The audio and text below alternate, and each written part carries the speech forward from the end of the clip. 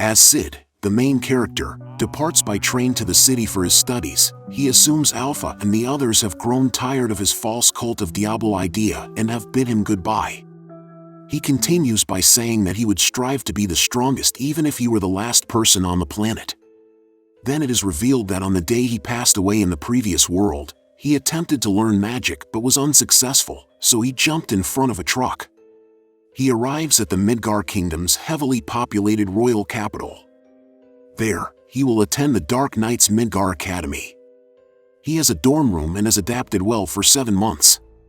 As they go to the academy, Skell and Pa, 2 new friends he's acquired, remind him of the wager they made for the lowest test marks by proposing the most popular girl in school. Sid reassures them that they shouldn't worry since he has a great plan to approach her in the stereotypical student role, only to be denied. When he sees her reject someone else later at school, his friends warn him that he will end up like him. Later, he proposes to Princess Alexia in the most rom-com-ish way imaginable, and she agrees, much to his astonishment. As they prepare for lunch, his friends remark that if someone as average-looking as Sid had his way with a stunning lady like Alexia, even they would have a chance. They are surprised to find her standing next to them, and she requests their permission to join them for lunch. Then a variety of regal feasts are set out on their table, which Sid eats without guilt or remorse. He thinks that by doing this, he will easily persuade her to break up with him, but his plan backfires when she says they should start studying together. In response to him explaining that she is in Section 1 and he is in Section 9, the lowest of the low, she says she talked with her instructor and that he would be moved to her class. The next day, their instructor, Mr. Xenon, introduces him to the class and explains that today, rather than only the royals having access to the first area, anybody who can withstand the public's gaze is allowed to do so. Unlike her sister, who is regarded as the Midgar Kingdom's best Dark Knight, Alexia's assault style is very deliberate and predictable. She replicated his stretches, which he observed while exercising with her, throughout the workout.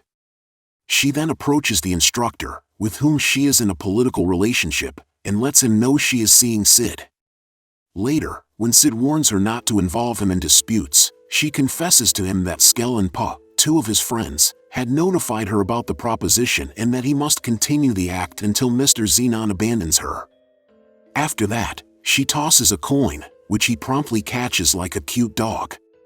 The next day, when they go for ice cream in the city, she speaks disgustingly about Mr. Xenon. She explains to Sid that she hates Xenon so much because he doesn't have any flaws, in contrast to Sid, who is filled with them. Just as they are about to depart, she offers him another coin, which he gladly takes. Later, on the train, she expresses her discontent with her fencing technique, and he praises it constantly, which enrages her and causes her to pull a blade and point it at him. When the train arrives at the station, she is the first to disembark and says goodbye to him. He thinks it's just a way of saying their relationship is over. The next day, the elite Dark Knights gather at the school and surround him, as Princess Alexia hasn't returned to her chamber since the previous night, and they suspect kidnapping. When they notify him that he is the main suspect, he obeys and realizes how much danger he is in. Episode 4. As Alexia begins to regain consciousness, she discovers she is next to a young mutant human girl in a cage with her wrists and legs bound. Just afterward, a maniacal scientist enters the cell, armed with numerous instruments, and informs her that he intends to use her blood to create a demon, since royal blood contains demon DNA. On the other hand, Sid is being tormented by knights to learn where Alexia is, but since he has learned to endure pain, he chooses to pose as an innocent but pitiful NPC because he thinks it makes him appear cool. Meanwhile, Princess Iris inquires of Xenon regarding Alexia's whereabouts, but he informs her that he has yet to hear any words from Sid. She orders Sid's discharge but instructs him to keep an eye on him once he is free. She apologizes for involving him because she has no personal force to use. He informs her that since she is powerful and a princess, she is being targeted and that this may be the reason for Alexia's disappearance. He then notifies her that all students are under lockdown until the problem is resolved. Meanwhile, Sid's sister, Claire, demands that her brother be released and declares that she will punish the instructors for injuring him, despite the efforts of the other students to calm her down. Sid is later released free, and while riding the train, he becomes aware that he is being followed. He considers mending himself but dismisses the idea because he believes it would make him seem like an insignificant character. After getting off the train and traveling to his room, he comes across someone who whispers to him, later, and discovers Alpha waiting for him in his room. She reports to him that they have been keeping an eye on the cult while expanding Shadow Garden's influence. Sid, in his thoughts, is pleased by Alpha and her other shadows because they still come over to play Cult of Diablo with him, ignorant that Shadow Garden has grown into a strong organization. Sid continues to amuse himself since he knows Alexia has been abducted but thinks the 114 loyal troops are merely actors Alpha recruited. Alpha aims to rescue Alexia with the help of these 114 soldiers. Later, he tells his maid that they will announce their presence to the world, and a blast occurs, which he assumes is Delta. Then, while his army looks for Alexia, Sid emerges from his room and kills the knights who had tormented him.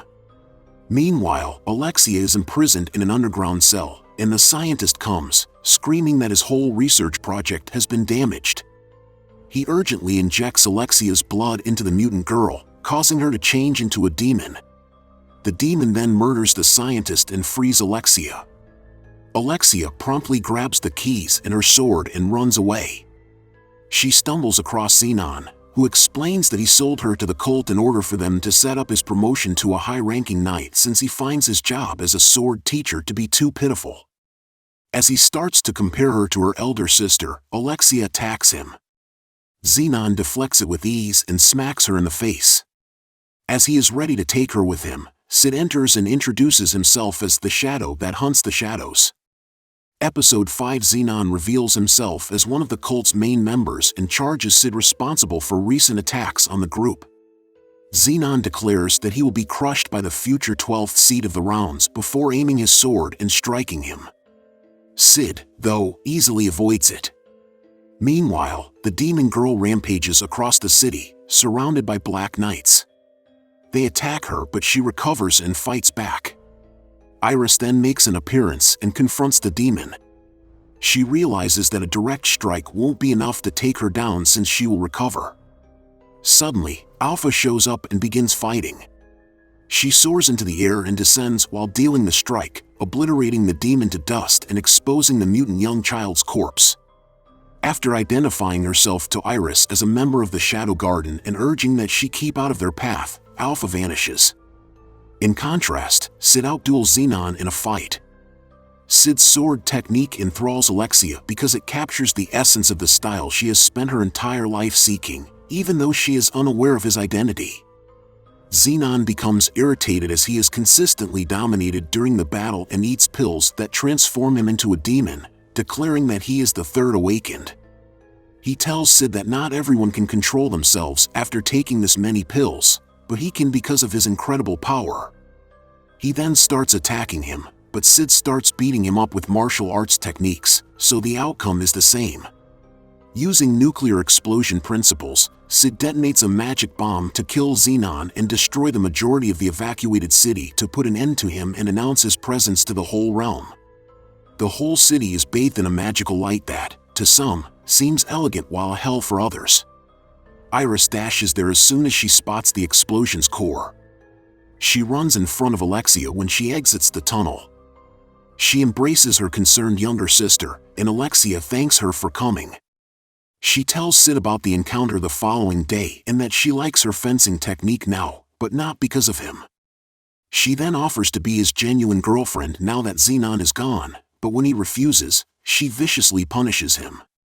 According to Sid, the incident subsequently made headlines as the bodiless murder since no corpse was ever located, and it remained a mystery.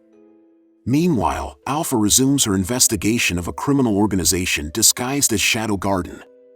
On the other side, Iris discloses that she suspects certain higher officials and demands a full kingdom inquiry into the cult of Diabolos and Shadow Garden. Later, a young girl with pink hair carrying books bumps into Sid, who is drenched in blood. The end. For now. Will Sid ever be free of the cult of Diabolos? Thank you for sticking until the end. Subscribe for more videos like this.